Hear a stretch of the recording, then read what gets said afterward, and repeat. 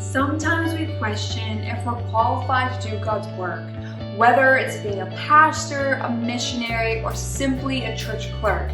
We know God is calling us to fulfill His message. So why do people get scared like they don't have the courage, believing that you're not good enough because of your past mistakes, which would make you feel that you're not qualified?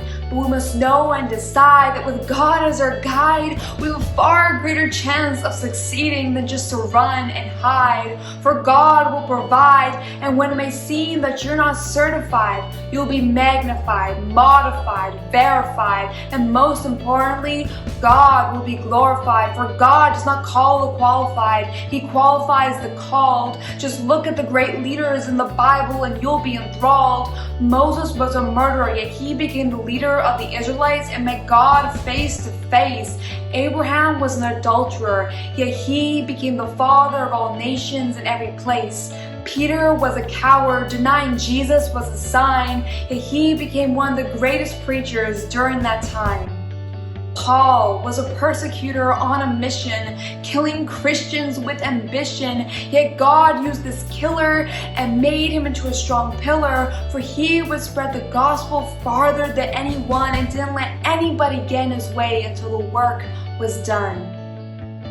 When God has called you to do something and gives you a push, don't respond like Moses did at the burning bush, but respond like Mary did, who was just a teenage girl when she was told that she would be giving birth to God's Son, saying, "I am the Lord's servant," letting God's will be done. Don't let your past define what you can or cannot do. If you hear God calling, He's specifically wanting you for a purpose, so that you can reach past the surface and partake in God's service to help share the message, so that you will encourage others to follow suit, so they can lead others on God's route.